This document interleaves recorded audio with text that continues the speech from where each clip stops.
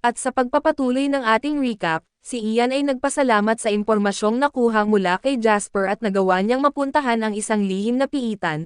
Umaasa siyang maaaring narito talaga ang isa sa mga kapatid ni Yuri kaya tiniyak niya kay Yuri na gagawin niya ang lahat upang muling magkasama ang magkapatid.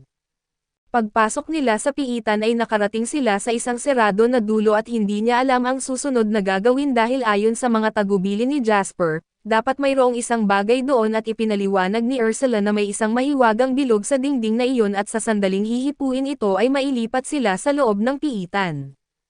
Sinunod niya ang sinabi ni Ursula at sa sandaling hinawakan niya ang dingding ay bigla siyang napunta sa isang bangin na tinatanaw ang isang gubat. Nagulat siya na may isang gubat sa loob ng isang piitan ngunit ipinaliwanag ni Ursula na ilusyon lang ito na nilikha ng makapangyarihang mahika. Bigla nilang narinig ang isang tinig na nagsasalita sa kanila at nakilala ito ni Yuri bilang boses ng nakakabata niyang kapatid na si Pina. Nais ni Yuri na makasama si Pina kaya't tinanong niya kung nasaan ito ngunit nasa dulo pa ito ng piitan. Sinabi ni Pina na kailangan nilang tahakin ang buong piitan upang makarating sa kanya. Naisip niyang magiging isang matinding abala ang linisin ang buong piitan kaya't tinanong niya si Pina kung maaari ba nitong gamitin ang mahika upang ilipat sila sa dulo. Gayunpaman ay sinabi ni Pina na hindi siya makakagamit ng ganoong klaseng mahika, dahil dito ay tinanggap na lang niya na kailangang tapusin niya ang buong piitan. Nagulat si Pina sa tiwala sa sarili na ipinapakita ng isang simpleng tao at akala niya ay nagbiro lang ito, kaya binalaan niya siyang may mga patibong na itinakda niya sa buong piitan, kaya walang kasiguraduhan na hindi siya masaktan kung magpapatuloy siya. Naiintindihan niya na magiging mapanganib ito ngunit sigurado siyang kaya niya itong malalampasan at natuwa si Pina sa kanyang tapang, ngunit hindi pa rin siya nagtitiwala dito at mas gusto niyang panoorin siyang maghirap habang sinusubukan na matawid ang piitan. Sa katunayan ay may isang hukay mismo sa harapan niya at sigurado si Pina na hindi niya ito mapapansin at mahuhulog siya, subalit napansin niya ito at madaling nalampasan ang patibong at pagkatapos nito, patuloy niyang naiwasan ang lahat ng iba pang patibong na inilagay ni Pina. Nagsimulang mainis si Pina dahil pinaglalaanan niya ng maraming oras ang paggawa ng mga patibong na iyon. Hindi niya maintindihan kung bakit nagagalit si Pina dahil hindi naman niya sinasadyang mahulog sa isang patibong na maaari naman niyang iwasan. Ipinaliwanag ni Yuri na mahilig talaga si Pina sa paggawa ng mga maliliit na kalokohan upang magpatawa ng iba. Kaso hindi niya nakikita itong inosente dahil kahit isa lang sa mga patibong na ito ay maaaring pumatay ng tao. Pinutol ni Pina ang usapan dahil bagamat may pagkasadeste siya at hindi siya masama, dinisenyo niya ang piitan sa paraang automatikong may lalabas ang sinumang mapunta sa matinding panganib. Kaya kahit kailan wala pang namatay dahil sa kanyang mga patibong pero kahit hindi nakamamatay ang kanyang mga patibong, maaari pa rin itong magdulot ng paghihirap kaya't sinabi ni Pina na magpapadala siya ng napakalakas na halimaw upang harapin siya. Di nagtagal ay lumapit ang unang halimaw kay Ian na isang S-rank Elren, isang halimaw na halaman na nagbubuga ito ng gas sa kanya at sinabi ni Pina nang may panunuya na iyon ay isang pampatulog, kaya ilang saglit lang ay siguradong mawawalan siya ng malay. Gayunpaman ni kaunti ay hindi siya nakaramdam ng antok dahil may kakayahan siya na nagbibigay sa kanya ng resistensya laban sa lahat ng status effects. Hindi makapaniwala si Pina kaya't nagwala ito sa inis dahil sinisira ni Ian ang saya ng kanyang piitan. Naiintindihan naman niya kung bakit ganito ang nararamdaman ni Pina dahil napakadali niyang nalalampasan ang mga pagsubok, pero ginagawa niya ito para kay Yuri at kinuha niya ang kanyang espada at agad pinutol ang Elren at habang sinusuri niya ang halimaw, may biglang tumama sa kanyang ulo. Mukhang may isa pang halimaw na inaatake siya mula sa anino pero hindi niya ito makita at pinaniniwalaan ni Ursula na may gamit itong kakayahang itago ang sarili. Pero kahit hindi niya makita ang mga ito wala siyang pakialam dahil may abilidad siya na nagpapawalang bisa sa lahat ng biglaang pag-atake. Bukod pa rito ay mayroon siyang hiwalay na kakayahan na nagtatanggal ng epekto ng normal na atake basta't hindi siya gumagalaw at sa madaling salita, halos hindi siya matalo at hindi makapaniwala si Pina sa kanyang narinig, pero kahit hindi siya masaktan ng mga halimaw na may kakayahang magtago ay hindi naman niya matatalo ang mga ito kung hindi niya sila nakikita. Maaari ngang totoo iyon pero may espesyal na mata si Ian at matapos ang ilang sandali, natunton niya ang lokasyon ng mga halimaw at ginamit ang isang gravity spell upang tapusin ang mga ito. Lalong nainis si Pina dahil nasasayang lang ang lahat ng kanyang pagsisikap, pero kalaunan ay bumangon siyang muli na puno ng kumpiyansa at sinabi niyang walang paraan na matatalo ni Ion ang susunod niyang halimaw. Pinakawalan niya ang Arachne at isang Centaur pero makalipas lamang ang 3 segundo, agad na pinatay ni Ian ang dalawa na parang wala lang. Dahil dito ay tuluyan ng sumuko si Pina at sigurado siyang hindi isang normal na tao si Ian, dahil imposibleng may tao na kayang pumatay ng 2 S-rank na halimaw ng sabay, samantala ay lubusang bumagsak ang buhay ni Zoid bilang isang adventurer matapos siyang ilantad ni Ian. Pagpasok niya sa guild ay tiningnan siya ng masama ng ibang adventurers dahil alam na nila ang ginawa niyang pag-take advantage kay Ian. Habang naroon ay nagkataong nakasalubong niya si Jolene at natuwa siyang makita ito dahil inisip niyang hindi siya pupwedeng maliitin nito, lalo't kasabwat niya ito sa nangyari. Pero nagkamali siya dahil sa lumipat agad si Jolene sa kabilang panig ng maging isang itinakwil si Zoid at nagpaiyak pa ito upang kumbansihin ang lahat na wala siyang kasalanan. Sinubukan niya na ilantad ang kanyang kasinungalingan. Sinabing huwag siyang magsinungaling at pinaalalahanan ang lahat na si Jolene mismo ang nagsagawa ng mahika upang maparalisa si Ian. Pero sinabi lang ni Jolene na wala siyang nagawa dahil tinatakot siya ni Zoid at agad nalipat ang lahat ng sisi sa kanya. Sa huli ay tuluyang itinakwil si Zoid sa guild at sinabihan siyang wala ng kahit sinong adventurer ang gugustuhing makipagtulungan sa kanya kailanman. Hindi maintindihan ni Zoid kung bakit bigla na lang siyang itinatrato ng lahat bilang isang itinakwil. Sigurado siyang kahit sino sa kanila ay iiwan din si Ian bilang bitag kung napalibutan sila ng mga lobo.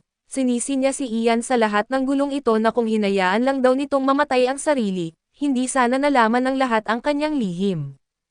Ngayon naniniwala si Zoid na ang tanging paraan para maibalik ang kanyang reputasyon ay ang harapin ang isang mahirap na piitan ng mag-isa at patunayan sa lahat na malakas siya. Pinili niyang tanggapin ang isang C-rank na misyon na nagkataon na nasa parehong piitan kung saan pumasok si Ian.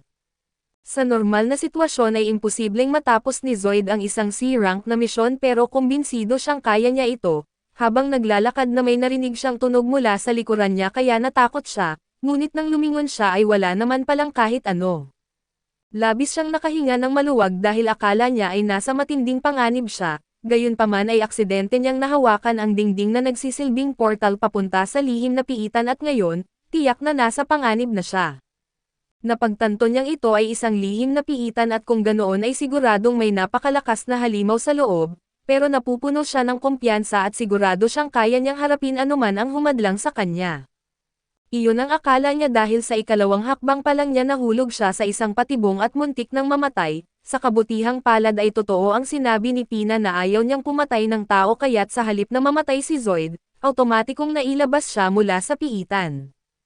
Narinig niyang nagsalita si Pina at sinasabing maaari siyang bumalik kung gusto niya, dahil nalaman niyang hindi siya mamamatay sa loob ng piitan at naisip ni Zoid na ito na ang pagkakataon niyang patunayan ang sarili, maaari siyang magpatuloy ng paulit-ulit hanggang sa gumaling siya at tuluyang matapos ang piitan.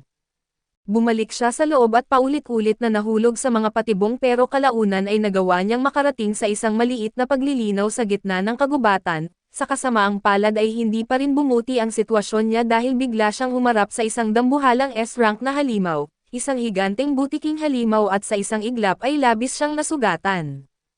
Aliw na aliw si Pina sa nangyari, pero hindi pa rin niya gustong may mamatay sa loob ng kanyang piitan. Kaya't inalok niya si Zoid na ilabas siya mula roon kung gusto niya ngunit tumanggi si Zoid at nagpumilit na magpatuloy. Ngunit bago pa niya magawa ang anuman ay nasira ang isa niyang braso, napasigaw siya sa matinding sakit at halos hindi na maalala ang sasabihin upang sumuko at sa puntong iyon ay handa nang umatake muli ang halimaw upang tuluyan siyang tapusin pero bago pa ito makagalaw, biglang lumitaw si Ian sa harapan niya at pinatay ang halimaw sa isang iglap. Namangha si Zoid sa nasaksihan niya na hindi siya makapaniwalang may isang taong kayang pumatay ng isang S-rank na halimaw ng ganoon kabilis. Hindi agad napagtanto ni Zoid na ang taong nagligtas sa kanya ay si Ian at nang magtama ang kanilang mga mata, agad na nagtanong si Ian kung ano ang ginagawa ni Zoid doon at ganoon din ang tanong ni Zoid sa kanya. Ipinaliwanag ni Ian na naroon siya upang tapusin ang piitan at sa totoo lang ay istorbo lang si Zoid sa kanya ngayon. Kahit hindi niya gusto ang lalaki at hiniling niya kay Yuri na pagalingin ang braso nito upang mawalan ito ng malay at madali nang may teleport palabas ni Pina. Matapos iyon ay nagpatuloy si Ian at sa huli ay nakarating siya sa pintuan ng silid ng pinuno ng piitan. sinabi ni Pina na kailangan niyang talunin ang boss kung gusto niyang makarating sa kinaroroonan nito at naguluhan si Ayon dahil ang alam niya kapag natalo ang boss ng isang piitan ay magsasara ito. Pero ipinaliwanag ni Ursula na hanggat hindi niya sinisira ang core ng piitan at makakabawi ito at mananatili pa rin, dahil dito ay nakumpirma ni Ian na hindi mawawala ang piitan kaya't pumasok siya sa loob upang labanan ang pinuno.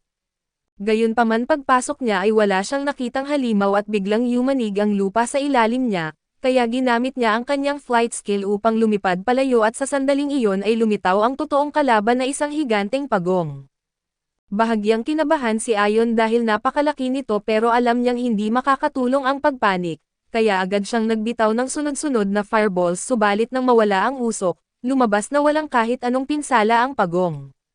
Gumanti ang pagong at nagbitaw rin ng isang water bullet patungo kay Ian at sinubukan niyang ipangdepensa ang sarili sa pamamagitan ng pagsalag nito at pagpapadala pabalik sa halimaw, pero gaya ng una ay walang epekto. Nagsisimula ng maubusan ng ideya si Ian dahil wala ni isa sa kanyang mga atake ang epektibo, pero nang tinitigan niyang mabuti ang paligid at napansin niyang may mga marka ng pinsala sa lupa mula sa kanyang fireballs at pati sa tubig na ibinalik niya, sigurado siyang tumama ang mga iyon sa pagong kaya't hindi siya makapaniwala kung bakit wala itong epekto. Dahil dito ay nagpasya siyang bumaba sa lupa at hinayaan na tatapakan siya ng pagong upang mapatunayan ang kanyang hinala. At tulad ng inaasahan niya ay walang naging epekto ang pag-apak ng halimaw sa kanya dahil ang katawan ng higanteng pagong ay isa lamang ilusyon. Ngayon na napatunayan na ilusyon lang ang higanteng pagong ay agad na gumamit ng Dispelling spell si Ian upang alisin ito, doon lumabas ang totoong boss monster na isang maliit na pagong at namangha si Ursula kay Ian dahil kahit siya mismo ay hindi napansin na ilusyon lamang ang higanteng pagong. Ngunit nang ina-analyze ni Ian ang baby tortoise ay napansin ni Ursula ang isang bagay na hindi niya inaasahan, hindi siya makapaniwala sa kanyang nakita na halos hindi siya makapagsalita sa sobrang gulat at samantala ay hindi maintindihan ni Ian kung ano ang gustong ipahiwatig ni Ursula. Kahit na ang maliit na pagong na ito ang boss ng piitan ay ayaw pa rin ni Ian na patayin ito kaya't tinanong niya si Pina kung pwede na lang itong sumuko. Tumanggi si Pina at sinabing hindi pa siya natatalo hanggat hindi pa pinapatay ni Ian ang pagong. Dahil dito ay tinanong siya ni Ian kung talagang papipilitin siyang patayin ang isang napaka-cute na nilalang, napaisip si Pina at tila nakaramdam ng awa kaya't sa huli ay kusang loob siyang sumuko at pinayagan na niyang pumasok sina Ian sa kanyang silid. Pagpasok nila ay agad na tumakbo si Yuri papunta kay Pina at niyakap ito ng mahigpit at sinimulan niyang paikutin si Pina sa ere hanggang sa mahilo ito. Humingi siya ng paumanhin sa kapatid dahil naging sobrang magaspang siya, pero hindi niya mapigilan ang sobrang tuwa sa muli nilang pagkikita. Pagkatapos ay hinarap ni Pina si Ian kahit na medyo hinahangaan niya ito na mayroon pa rin siyang kaunting sama ng loob dahil napakadali nitong nalampasan ang kanyang piitan, ngunit sinabi ni Yuri na huwag nang magalit kay Ian dahil mabuting tao ito at nang marinig ito ni Pina ay bigla niyang napagtanto na mahal siguro ni Yuri si Ian.